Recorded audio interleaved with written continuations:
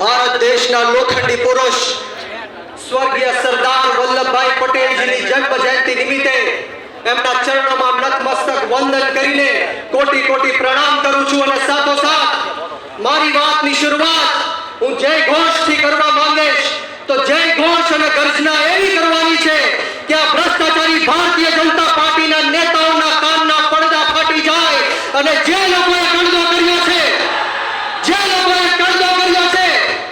અને વર્ષોથી જે ખેડૂતોને લૂંટી રહ્યા છે એવા કડદા કરવા વાળાના પણ કાન ફાટી જાય તો તૈયાર છો તો બંને હાથ ઉપર કરી મુઠ્ઠી વાળી અને તાકાતથી લડવાનું છે.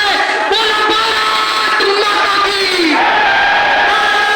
માતા કી જય જવાન જય જવાન. ખૂબ ખૂબ આભાર.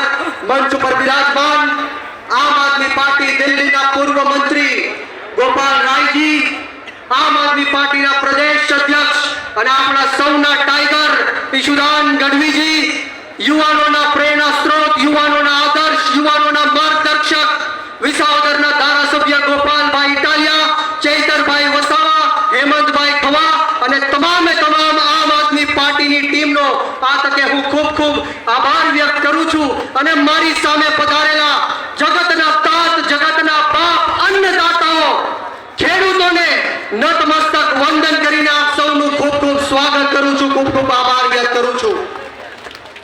દોસ્તો, સમય ખૂબ ટૂંકો છે, સમય ખૂબ જ ટૂંકો છે એટલે મારી વાણીને જલ્દીથી વિરામ આપીશ.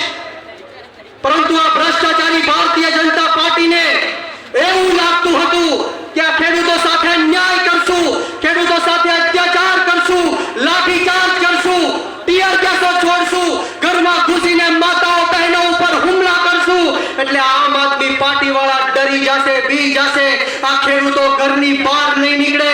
પરંતુ આ ભ્રષ્ટાચારી ભારતીય જનતા પાર્ટીને કહેવા માંગીશ કે ક્યાં સોચે थे नहीं लौटेंगे, अरे गलत, जब तक तोड़ेंगे नहीं तब तक छोड़ेंगे नहीं. આમ આદમી પાર્ટી આંદોલનની કોકમાંથી જન્મેલી પાર્ટી છે, ગરમ તપતી ભઠ્ઠીમાંથી નીકળેલા લોકો છીએ. અમે કોઈનાથી ડરવાના કે ગભરાવાના નથી, અમે તમારી તાનાશાહીથી ઝૂકવાના નથી.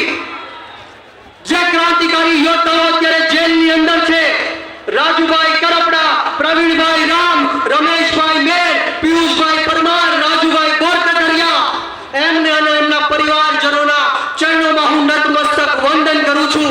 અને એટલી જ વાત કહીને મારી વાણીને વિરામ આપીશ કે આપણા ભારત દેશનો ઇતિહાસ એવું કહે છે કે જ્યારે જ્યારે પણ આ દેશની અંદર ક્રાંતિ થઈ છે ત્યારે આ દેશના ગરીબ ખેડૂતોના દીકરાઓએ ક્રાંતિ કરી છે, સામાન્ય લોકોએ ક્રાંતિ કરી છે, ઉગાડા પગે ફરવા વાળા લોકોએ ક્રાંતિ કરી છે, ફાટેલા તૂટેલા કપડા પહેરવા વાળા લોકોએ ક્રાંતિ કરી છે.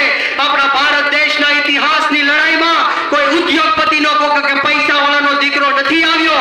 જ્યારે જ્યારે આ દેશને જરૂર પડી છે ત્યારે આ ગરીબ ખેડૂતના દીકરાઓ ફાંસીના માંચડા ઉપર ચડ્યા છે.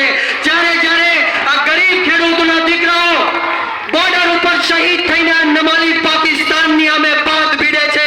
અને આ ભ્રષ્ટાચારી ભારતીય જનતા પાર્ટીના લોકો 3 ટાઈમ પેટ ભરીને જમી શકે છે તો એમાં ખેડૂતોની દેન છે. પરંતુ દુઃખ સાથે કહેવું પડે કે આજનો ખેડૂત દિવસે ને દિવસે દેવાદાર બનતો જાય છે. આ ભારતીય જનતા પાર્ટીનું ષડયંત્ર છે કે આ ખેડૂતો દેવામાં જીવવા જોઈએ અને દેવામાં જ મરવા જોઈએ. આ દેવામાં જ જીવવા જોઈએ અને દેવામાં જ મરવા જોઈએ. આનું દેવું ક્યારે પૂરું ન થવું જોઈએ, દિવસે ને દિવસે દેવાદાર બનતો જવો જોઈએ.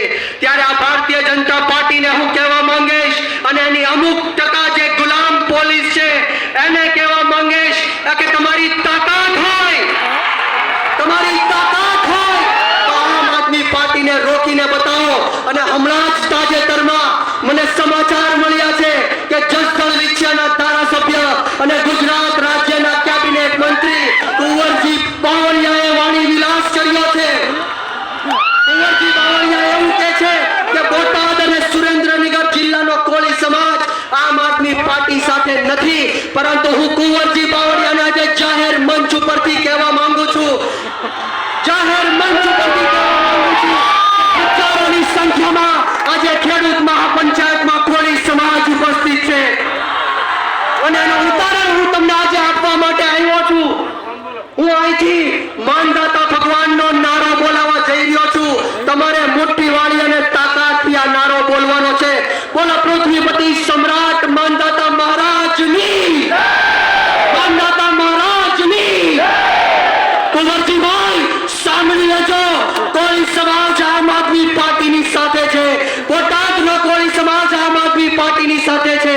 કુંવરજીભાઈ જોઈ લેજો, સુરેન્દ્રનગરનો કોળી સમાજ આમ આદમી પાર્ટીની સાથે છે.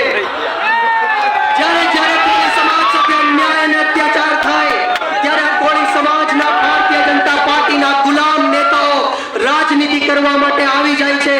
પરંતુ આજે હું ચોક્કસપણે એને કહેવા માંગીશ કે આ એ જ બોટાદનો કોળી સમાજ છે જેણે આમ આદમી પાર્ટીને 2022ની ચૂંટણીમાં જીત અપાવી હતી.